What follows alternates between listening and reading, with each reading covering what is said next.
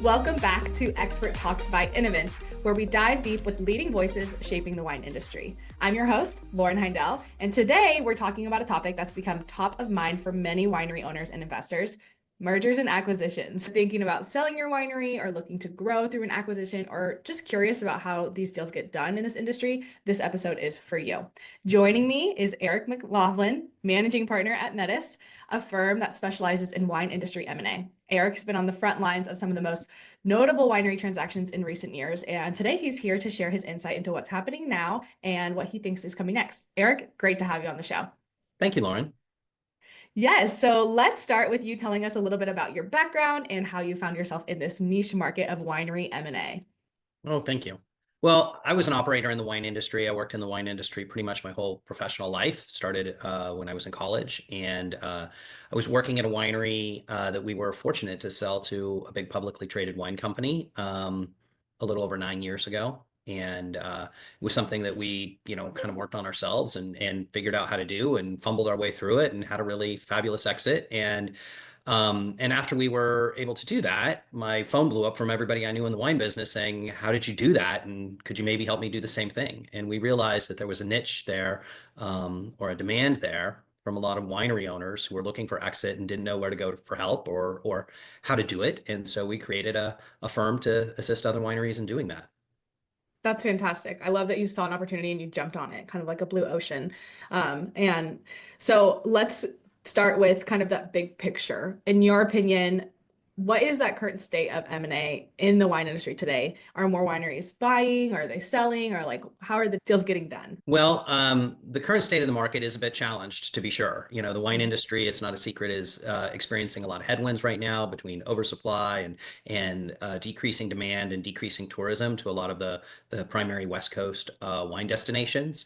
And so that does make for a more challenging environment than when the business is robust. When the wine industry is booming, which it largely has been for so long, there's a lot more appetite for exits and appetite for entrances into the wine business. Right now, we've seen a lot of people that have historically been buyers are now sellers. But there's still plenty of buyers out there in the marketplace, and there's certainly more than plenty of sellers. But the types of deals that are getting done are different. What we've seen, at least since 2023, when this kind of slowdown started, is really three types of deals are able to get done in the current market. One is what we would call cherries or A pluses.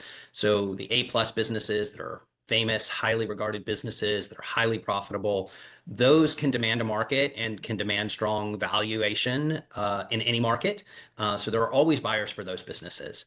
Now, granted, there are very few of those in the industry. A lot of people that think they're A pluses that are really maybe B pluses or A minuses. So the true A pluses are quite rare. And most of the A pluses are not looking to transact in a soft market. But those can absolutely trade in the current market. The second type of deal that's getting done are opportunistic deals that for which price is the solution. And those are not as happy of deals. Sellers are usually not as happy with their exit value, but sometimes things just need to trade. Things need to be sold. And whether it's because of what's happening with somebody's family or their personal life, that it's time to sell, or distress in the business. And if the assets get priced aggressively enough, there are definitely buyers coming to the market to scoop up assets at really opportunistic valuations. And then the third types of deals that are getting done, which is the significant majority of the deals that we have done over the last 2 years, are what we call puzzle piece fits, where there is a particular buyer for whom a specific acquisition opportunity is a uniquely good fit, and there aren't really good substitutes for it, where it fits their objectives so uniquely well that they're willing to pay a fair valuation in a soft market. And that's the majority of the deals that we're getting done. Those are the hardest types of deals to get done. And there aren't always a lot of second and third options or plans B and C if plan A doesn't work. But making those perfect matches, those love connections between businesses, is really the magic of how you can deal make in a challenging market right now. Yeah. And I think it's important to note this is May of 2025, so if you're listening to this episode now, or if you're listening to this episode in a couple months or a year, this is a snapshot of what we're dealing with today. And I love what you mentioned, a love connection. That is a really great analogy to a puzzle piece deal. I'm interested though, what is motivating these moves? What are the main drivers for the winery sellers and the buyers in today's environment? That's a good question. So for sellers, at least in our business, for the majority of our clients, the main driver is just generational change. So a lot of it is founders or second generation coming to a point where they're no longer interested or able to keep running it, and there's not another generation ready to take over or a strong enough management team in place. So the primary driver of change for us is really kind of exigent factors outside of the business that are really more about the personal situations of the owners. And so those are the most gratifying deals to work on as well, because for a lot of our clients, a significant amount of their net worth, if not the majority of it, is tied up in their business. And a successful exit for them means that they get a comfortable and wonderful retirement. And that's really satisfying work to do. So that's the primary driver. Another driver for sellers, of course, right now is distress, where there's struggles in their business. That brings a lot more sellers to the market, but it doesn't necessarily mean that they're always buyers for those. And so the market is a bit, polluted with an excess of low quality opportunities for which there are likely not going to be buyers for the majority of.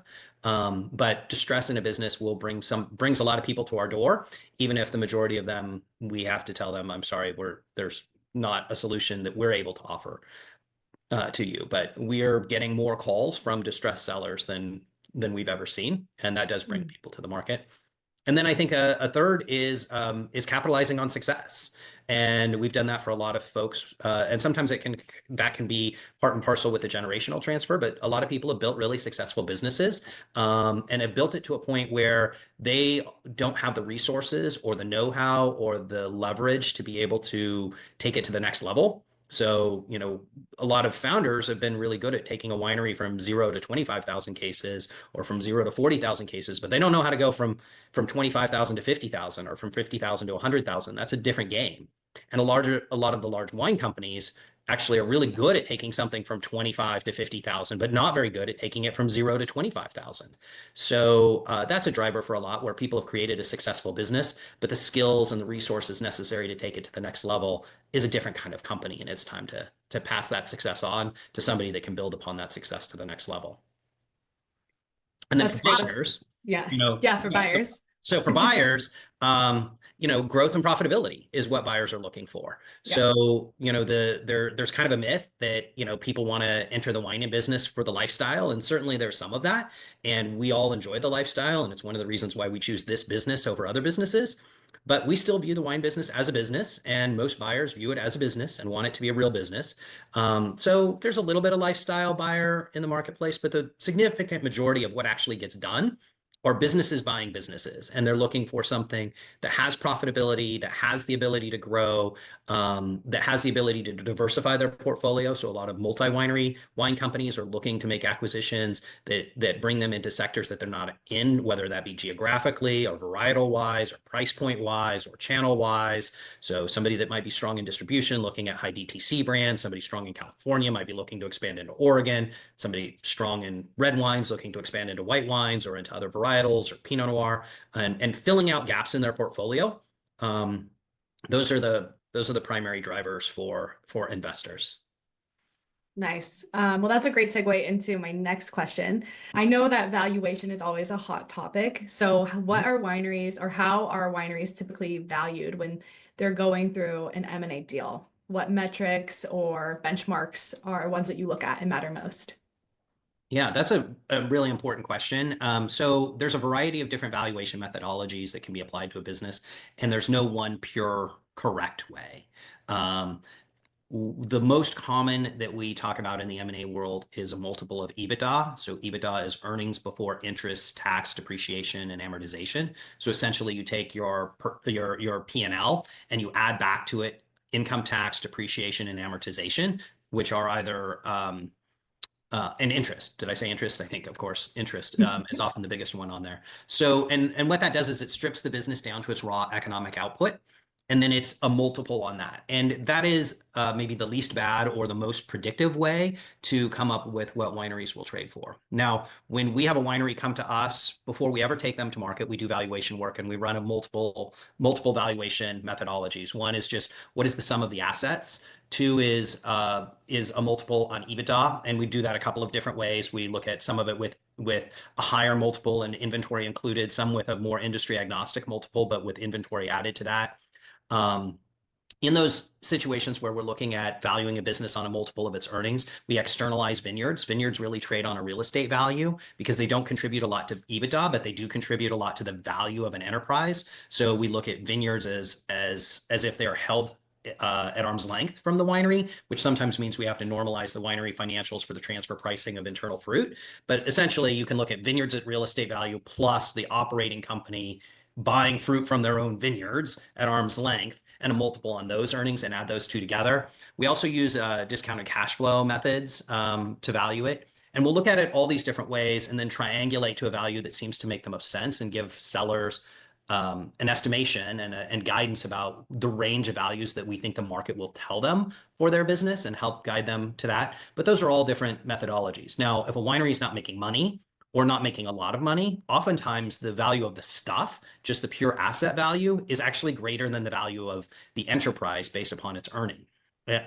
And frankly, that's the case for more than half of the wineries out there. Their Yeah, stuff I'm is sure. worth more than what their business is worth. And in that situation, there is not incremental value to the stuff. It's just what is the value of your inventory, your equipment, your buildings, your land, your vineyards, and it's the cumulative value of the stuff. And if the earnings aren't sufficient, the value of the business might be a discount off of the face value of the stuff because you have assets that are tied up in a business that's not producing sufficient earnings to support those assets. Yeah, I'm a lot of the things that you brought up were my follow-up questions and you just kept answering them. Okay. So that's great. And I'm sure that's the case for a lot of valuations when you start digging in is their assets are worth more than their actual bottom line. So Mm-hmm. okay, let's paint a picture here. Let's say a winery is considering a sale in the next year or two. What do you recommend they should be doing now to really prepare for that process? That's a great question. So one of the most frequent mistakes that we see wineries make is they wait too long to bring in professional advisors about the process. They wait until they think they have the business ready to sell, and then they call me or one of our competitors, and then they call their accountant, and then they call their lawyer. Bring your accountant, your lawyer, and any M&A advisors you're considering working with into the process early, so we can help guide you. In preparing the business for sale. I think a lot of people assume that we're only interested in the transactional part of the work and that they don't want to waste our time and don't call us until they're really market ready. And we would far prefer to talk to a client a year or even better 2 or 3 years in advance of an exit so we can help put them on a plan. And we're happy to be patient for when the process actually starts if it means that we can put somebody on a plan that's going to make them much more likely to be successful in an exit and much more profitable to be successful in an exit. So get your advisors lined up early, both legal, accounting, and M&A. A lot of the things that we're going to look to help people clean up are going to be their financial statements and kind of a legal audit. So a lot of folks don't. Deals often get hung up or even fail over things that are legal issues that could have been addressed in advance. So that can be, trademarks and ensuring that you have clean and perfected trademarks. It can be use permits for your wineries. It can be wastewater permits. I mean, we've seen deals hang up on wineries being out of compliance with their conditional use permits or not having them finalized, unpermitted wastewater treatment, unregistered trademarks. So there's a lot of legal things that can be cleaned up in advance. And then the biggest thing is getting the accounting cleaned up, is that buyers and professional investors are looking for clean financial statements. And it might surprise you, the majority of wineries don't have ready for prime time financials. Now, most of them are truthful financials, but require some normalizations and some recasting to get the cost accounting right, to get the chart of accounts right, and that takes time. And it's much better to be able to do that in advance than trying to do it after the fact when you're trying to put a deal together. Yes, sure. Well, those are great tips. And I'm sure that sometimes, you're in the middle of these deals and they get a little tricky or they aren't going the way that you might have expected them to go. Mhm. So I'm wondering, how can buyers and seller expectations be managed, or how can you see them be misaligned sometimes, and how do you navigate that? That's a good question. I mean, there's a saying that we say in the deal world that is every deal dies, and most deals die multiple times. So, by the time you have an accepted offer, doesn't mean that, it's clean sailing. There's always going to be a point in time where you think the deal is going to fall apart. You have to put it back together. So I think it's going in with that expectation and understanding. When we at our firm, we make a point of saying it literally out loud every time we sign a letter of intent or an acceptance of an offer. We say, now the real work starts. So I think a lot of people think that our job is to get people offers for their business, and obviously it is. That's a required part of the job. If we don't do that, then there's not much work to do at all. Um, but the real work happens in getting buyers and sellers from, the concept of a deal, all that they've agreed upon, to actually consummating a deal. And that means, really buckling down on a diligence process. I think one of the things that sellers need to be prepared for is that it is kind of a full reveal after you have an accepted offer. There are no secrets. The buyer's going to learn everything, and rightfully so, before they buy the business. And having your house in order that way is important. And I think it's a matter of keeping a really disciplined time schedule, and it's something that we work really hard to keep on a disciplined time schedule. But typically, people shoot to close a deal in 60 days. It usually takes 60 to 90, and we were working on a deal right now that we thought we were going to close in February, and we're hopeful to close it in June. So, but for the Got most it. part, they close within 60 to 90 days if both parties are ready to dig in and do the work. Nice. So let's move to the deal is signed. You were just kind of alluding to some things that would happen, but what are the keys to post-merger success and integration once a winery is actually acquired? That's a great question. So a lot of the keys to post-merger success are laid before the merger actually happens. And that's getting smart about the company culture and the company mechanics. A lot depends on whether or not a seller is going to remain involved post-closing. Usually it's the case where a seller remains involved at least for a period of time. It would be unusual for them to not stay for at least a year, but sometimes that is the case. It's not unusual to stay for up to 3 years. We have a client right now who's, in their fourth year of a 5-year agreement to stay on board. Bob Betts is maybe the best example, is that, he stayed on all the way through one set of ownership through 10 years, and then the winery got sold again, and he's on board with the next owner. So Bob's been on board for, 11 years now with the winery that he founded. So that's unusual on the other end, but I think having a founder involved post closing and figuring out how the buyer can work respectfully with the founder and the founder can work respectfully with the buyer, is really the key, because the buyer is going to have their own ideas. The new owner is going to have their own ideas about how to run things. And the founder needs to be respectful of that and understanding of that.